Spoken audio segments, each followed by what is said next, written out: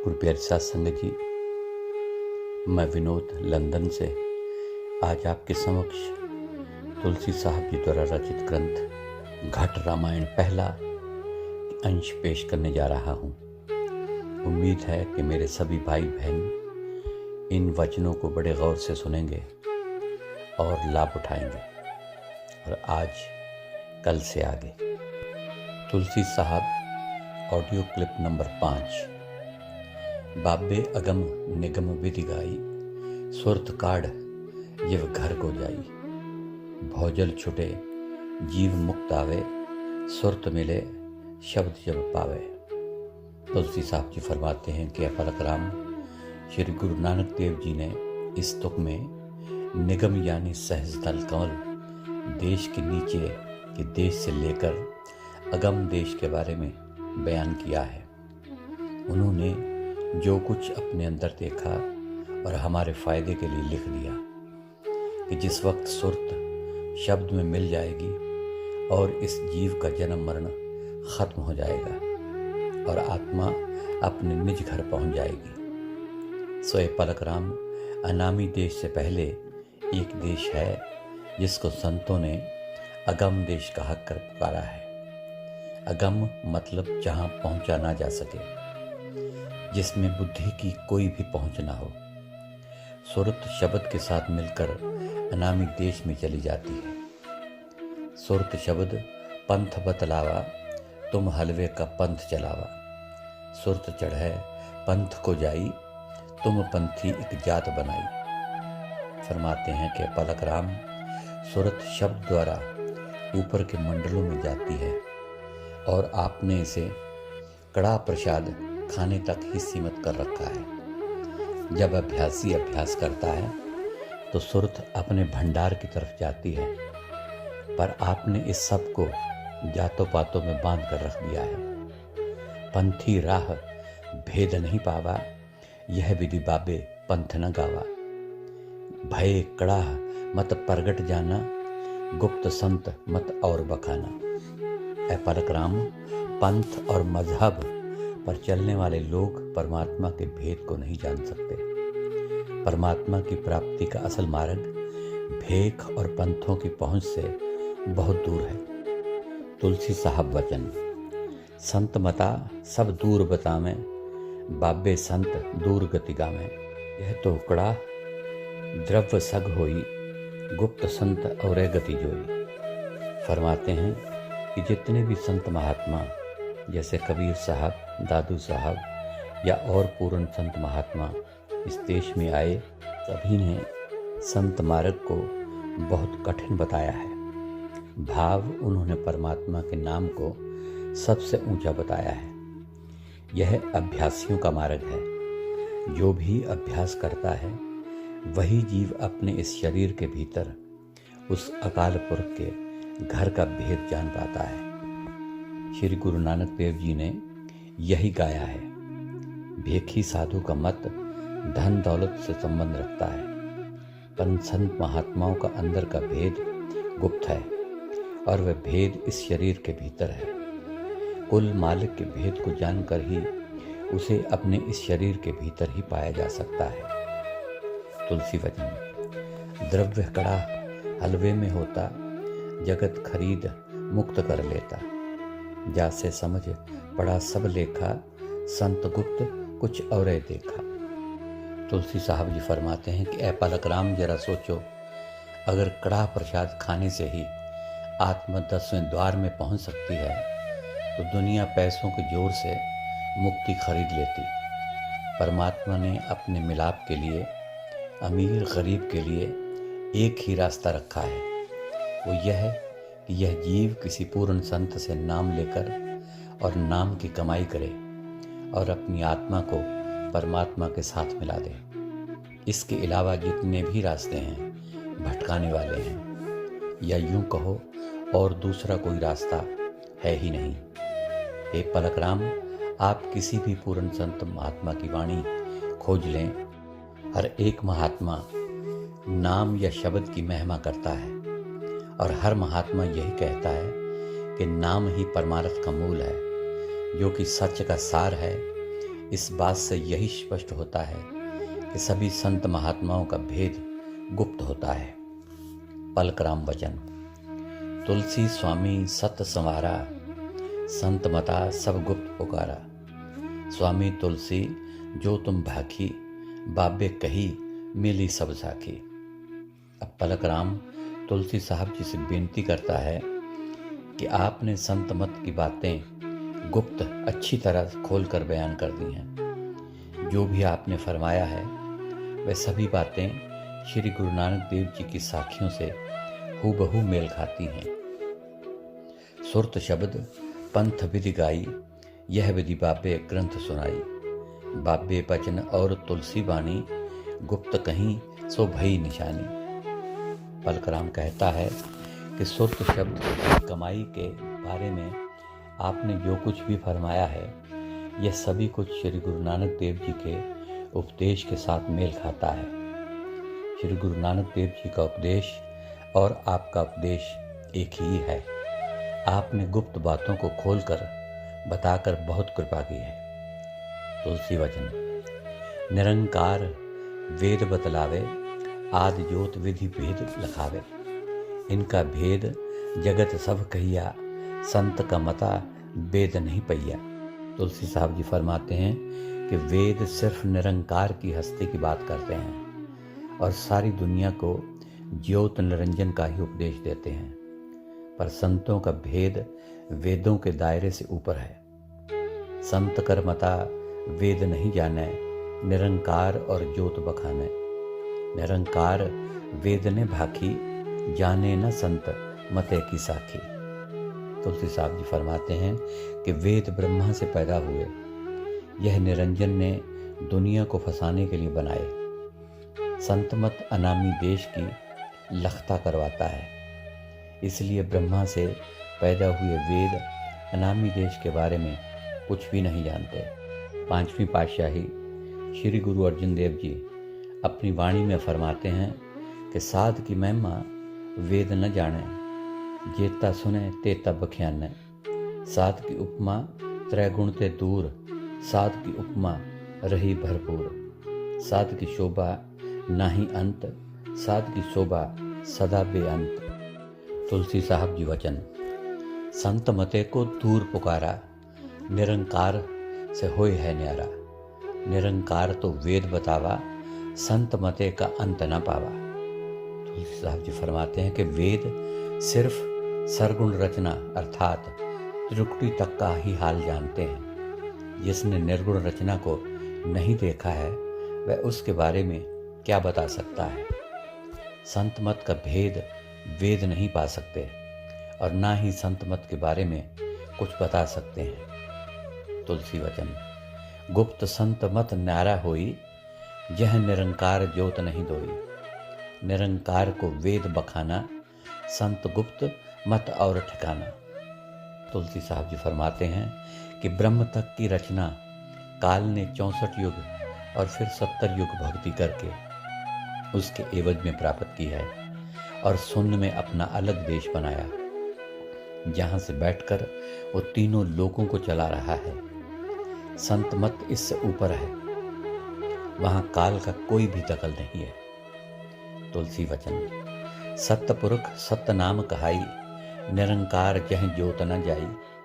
तीन लोक निरंकार समाना, वेद नेत विधि करत बखाना। तुलसी साहब जी फरमाते हैं कि सत्य नाम यानी कि सत्य पुरुष का वास सचखंड में है, जहाँ ज्योत निरंजन का कोई भी दखल नहीं। निरंकार निरंजन जिन तीनों लोकों में अपना राज चला रहा है, वेद उस सारे भेद को बताकर आखिर में नेति नेति लिखते हैं। अगर आप नेति का संधि छेद करें तो बनता है ना इति, यानी ना और इति को मिलकर नेति बनता है।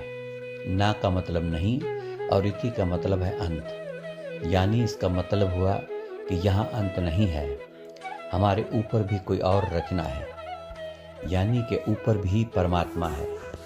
वेद भी इस बात का हवाला देते हैं कि इससे ऊपर भी रचना है जिस पर काल का कोई भी हुक्म नहीं चलता।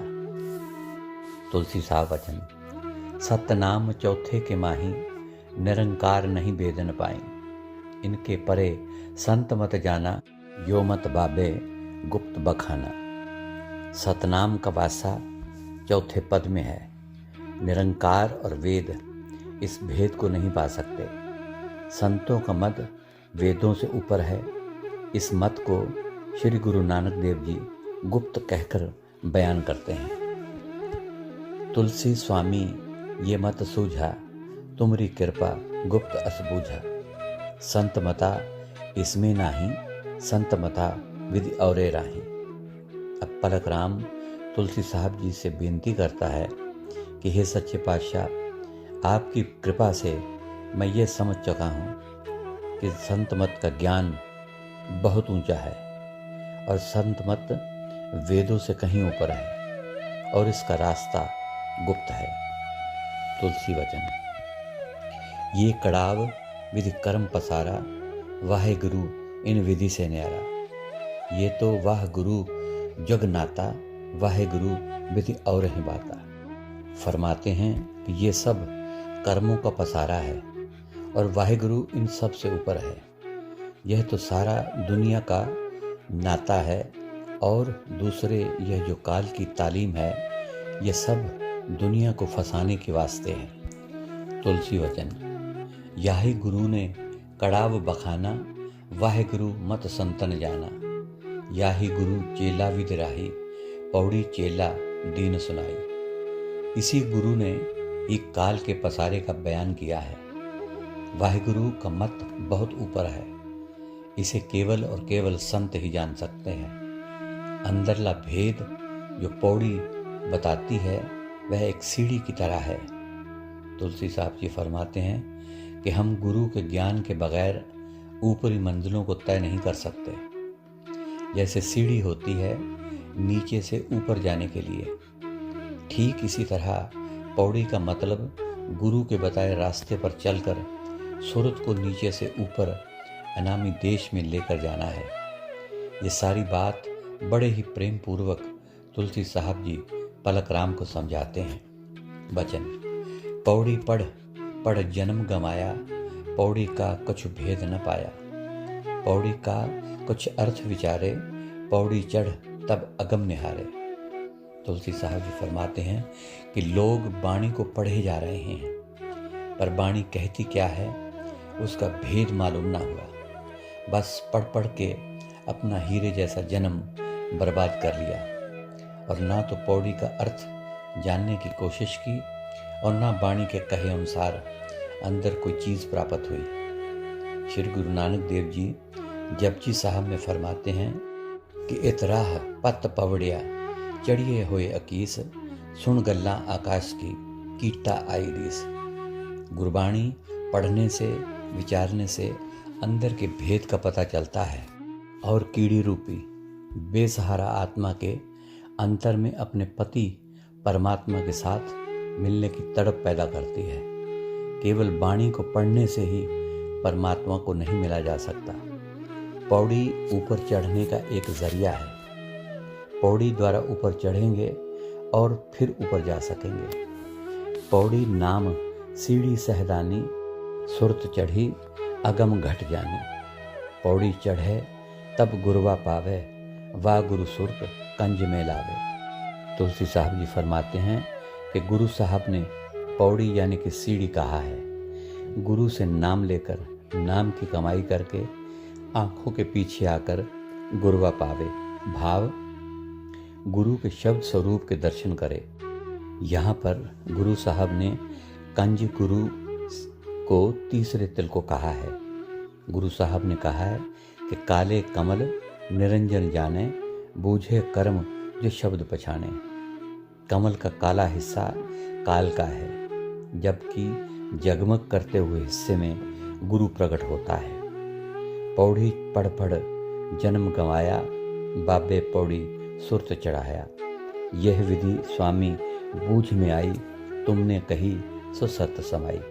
तुलसी साहब जी फरमाते हैं कि गुरु ग्रंथ साहब में अनेक छंद पौड़ियों की सिरलेख के नीचे देखे जाते हैं। यहाँ पर तुलसी साहब जी का इशारा पौड़ी अर्थात गुरबाणी को पढ़ पढ़ कर अपना जन्म बर्बाद कर लिया, लेकिन पढ़कर विचारा नहीं कि गुरु साहब ने आशा की वार में कहा है कि पढ़ पढ़ गड्डी लतिए, पढ़ पढ़ भरिए साथ, पढ़ पढ़ बेड़ी पाइए, पढ़ पढ़ गड़िए खात, पढ़िए जेते बरस बरस, पढ़िए जेते मास, पढ़िए जेती आरजा, पढ़िए जेते सास, नानक लेखे एक गल और होमे चखना चाक।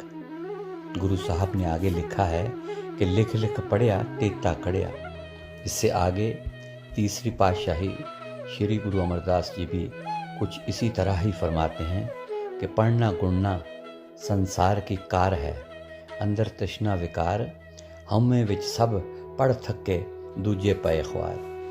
तुलसी साहब जी आगे फरमाते हैं कि साईं बुल्ले शाह भी पढ़ने पढ़ाने को छोड़कर हकीकत के नुक्ते को पकड़े जिससे आत्मा का भला होता है। अपनी वाणी में कहते हैं कि क्यों पढ़ना है गड्ढ किताबां दी, सिर चाना है पार अजाबां दी, पढ़ नुक्ता छोड़ हिसाबां नू, कर दूर कुफर दियां बाबां नू। तुलसी साहब जी ने भी पढ़ने और पढ़ाने के बारे में लिखा है कि इंसान चाहे 4 वेद, 6 शास्त्र, 9 व्याकरण और 18 पुराण आदि भी क्यों न पढ़ ले, उसे परमात्मा का मिलाप नहीं हो सकता। जब तक आत्मा शब्द को नहीं जानती, इसकी अक्ल उस चंडूल पंछी की तरह ही रहती है जो दूसरे पंछियों की बोली सुनकर उनकी नकल करता है। फरमाते हैं कि 4, 18, 9 पढ़े, खट पढ़ खोया मूल, सुरत शब्द चीने बिना जो पंछी चंडूल। तुलसी साहब जी आगे फरमाते हैं कि जितना यह ग्रंथों शास्त्रों को पढ़ता है उतना ही यह और उलझता जाता है। बाबे गूढ़ गुप्त मत भाकी, तुमने कही एक सूझ तब आखी, हम पौड़ी पढ़ने विधि जाना, तुमने पौड़ी चढ़न बखाना, तुमरा वचन सत्य कर माना, पलक राम के हृदय समाना। अब पलक राम तुलसी साहब जी से कहता है कि गुरु नानक देव जी ने जो गुप्त बातें संत मत के बारे में कही हैं, आपके समझाने से समझ में आई हैं। मैं तो इन पौड़ियों को पढ़ने में ही मुक्ति का साधन समझता था, पर आपने ये स्पष्ट किया है कि बिना गुरु से नाम लिए इस भेद को प्राप्त नहीं किया जा सकता। गुरु से उपदेश लेकर इस शरीर में से ख्याल को निकालकर आंखों के पीछे एकाग्र करके ऊपर पौड़ी चढ़कर मुक्ति के दरवाजे तक पहुंचना है। गुरु साहब ने पौड़ी ऊपर चढ़ने का जोर दिया है, पर हमने बाहर पौड़ियों को पढ़ने पर जोर दिया हुआ है। नाम के बिना जितनी भी किताबें हम पढ़ते हैं, हम अहंकार में और फंस जाते हैं। पलकराम कहता है कि अब यह बात मेरे घर कर गई है कि श्री गुरु नानक देव जी ने क्या उपदेश दिया था और हम दुनिया के लोग क्या कर रहे हैं। वचन तुलसी साहब, पलकराम पुन हो तुम साधा, बूझी बाबे वचन समाधा, अस कोई साध विवेकी होई, संत मते को बूझे सोई।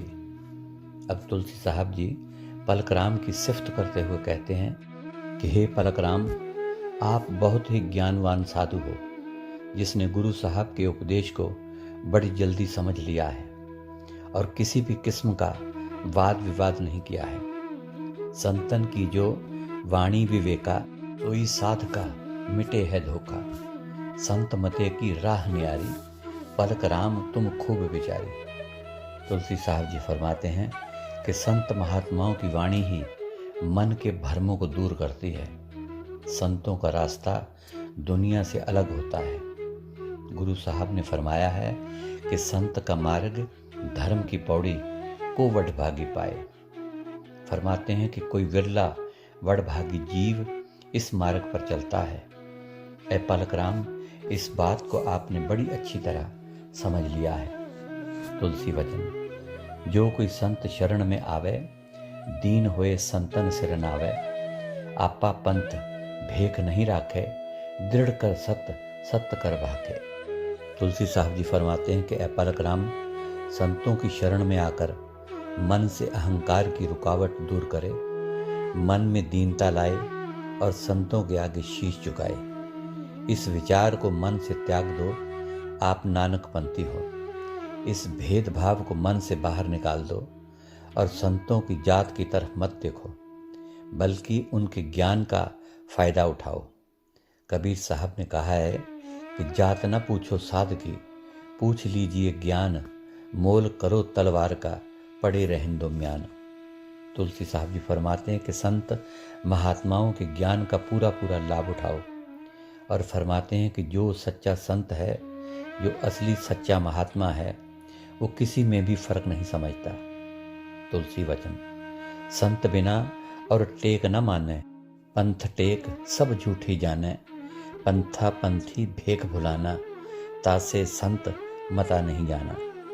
तुलसी साहब जी फरमाते हैं कि संत महात्मा की शरण लेने के बाद सभी से किनारा कर लो, पंथ की टेक को झूठा ही जानो, सभी मजहब की भेक को भूल जावे, जो भी रस्म रिवाज परमात्मा को मिलने के हैं सभी को छोड़ देवे। भेखी महात्मा आप भी भटकता है और दूसरों को भी भटकाता है। फरमाते हैं कि भेखी 4 वेदों का जानकार होते हुए भी अंदर से खाली रहता है। कबीर साहब जी फरमाते हैं कि कबीर बामण गुरु है जगत का, भगतन का गुरु नाही, अर्ज उर्ज के पचमुआ, चारों वेदों माही। कबीर साहब जी आगे अपनी शब्दावली में लिखते हैं कि जोगी दिगंबर सेवड़ा, कपड़ा रंगे रंग लाल से, वाकिफ नहीं उस रंग से, कपड़ा रंगे से क्या हुआ। तुलसी साहब वचन, संत शरण पापी तर जाई, जो निंदक आवे शरण आई, बिना संत नहीं लगे ठिकाना, यह बेटी बाबे कही बखाना। तुलसी साहब जी बड़े ही प्यार से पलकराम को समझाते हैं कि ए पलकराम, निंदा करना अच्छी बात नहीं, संतों की निंदा तो बिल्कुल नहीं, पर अगर निंदक संतों की शरण में आ जाए तो वह भी तर जाता है। तीसरी पातशाही श्री गुरु अमरदास जी फरमाते हैं कि कोई निंदक होवे सतगुर का, फिर शरण गुर आवे, पिछले गुनाह बख्श ले, सतसंगत नाल रलावे। ए पलकराम, गुरु साहब ने फरमाया है कि संतों की शरण लिए बगैर कोई भी अपने निज धाम नहीं पहुंच सकता। तुलसी वचन, निंदक संत पातकी मारा, बाबा कहे न उतरे पारा, जो कोई सत्य संत को जाना, ताकि सुरत मिले ठिकाना, बिना संत सुरत कहाँ जाई, बिना संत सद कौन लखाई। तुलसी साहब जी फरमाते हैं कि पलकराम, ध्यान से सुनो, संतों की निंदा करने वाला महापापी होता है, उसके दर्शन भी मत करना। जो संतों की निंदा करता है, कबीर साहब जी फरमाते हैं कि गुरु निंदक नारायण होई, ताका मुख न देखे कोई। फरमाते हैं कि अगर नारायण भी संतों की निंदा करे तो उसका भी मुंह मत देखो। ए पलकराम, जिन्होंने संतों को जान लिया है, उसकी ही सुरत ठिकाने लगेगी। संतों के बिना सुरत की संभाल कौन करेगा। इंसान चाहे जितना मर्जी यत्न कर ले, बिना संतों के इस जीव को सच्चा ज्ञान प्राप्त नहीं हो सकता। आज तक जो भी परमात्मा से मिला है, वह संतों की कृपा द्वारा ही मुमकिन हो पाया है। अभ्यासी को सारी रूहानी प्राप्ति पूर्ण संत की कृपा से ही होती है।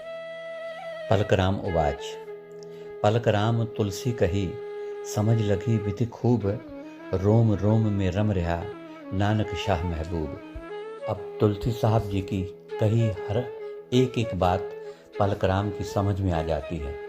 जो भी पूर्ण रूप से अपने आप को संतों के हवाले कर देते हैं, यानी कि संतों की शरण में चले जाते हैं, उनका रोम रोम में गुरु समा जाता है और तब वह जिधर भी देखते हैं उन्हें अपना गुरु प्यारा महबूब ही दिखाई देता है। जैसा कि किसी शायर ने कहा है कि जिधर देखता हूँ उधर तू ही तू है, हर एक शय में जलवा हू बहू है।